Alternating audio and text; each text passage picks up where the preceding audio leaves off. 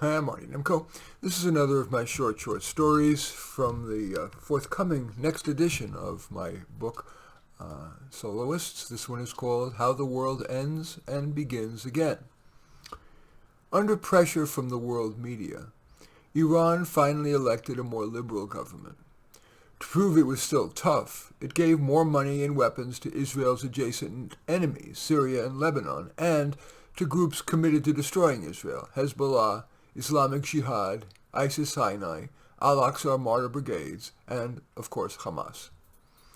In an attempt to preempt attacks, Israel fired a fusillade of missiles at all of the above. Iran used that, quote, unprovoked attack to solicit military funding and weaponry from Russia and then from China. The U.S. remained committed to brokering a negotiated solution and ruled out military involvement, remembering the lessons of Vietnam, Iraq, Afghanistan, and Ukraine. But talks quickly broke down when Iran, now well-funded, decided it would do better negotiating from strength, so it bombed Haifa, Israel's third-largest city and major port, damaging the port and killing hundreds, mainly port workers. While the European Union remained mostly silent, the U.S., along with the UK, felt it must act, despite protests from the now enlarged Squad. American and UK involvement grew as it became clear that the Iran-Russia-China triumvirate sneered at and was emboldened by the West's modest response. So it then bombed, with conventional and chemical weapons, Israel's two largest cities, Tel Aviv and Jerusalem.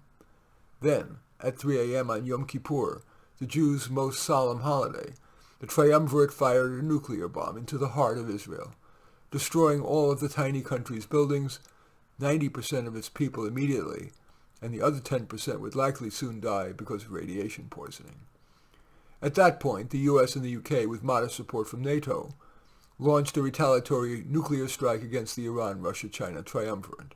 It was supposed to be tactical, only on military targets, but errors resulted in a nuclear bomb devastating St. Petersburg, Russia, and another city near Chengdu, China, both population centers. That triggered additional nuclear attacks by both sides, and thus the world essentially ended. A tattered United Nations met in the basement because the UN building had been destroyed, and agreed it would restart the world with a one-world, largely socialist government. They agreed that climate change, a long-term but not immediate threat, would be put on the back burner. But almost immediately, a capitalist group decided to splinter, and the former India gave it land. And so it all began again. Anyway, that story is called How the World Ends and Begins Again. In any event, I welcome your thumbs up and accept your thumbs down. I always look forward to your comments and especially like it if you hit the share button below. Share on your social media so that my efforts can have broader impact. And I am flattered if you choose to subscribe to my channel. In any event, I do thank you for watching. I am Marty Nemko.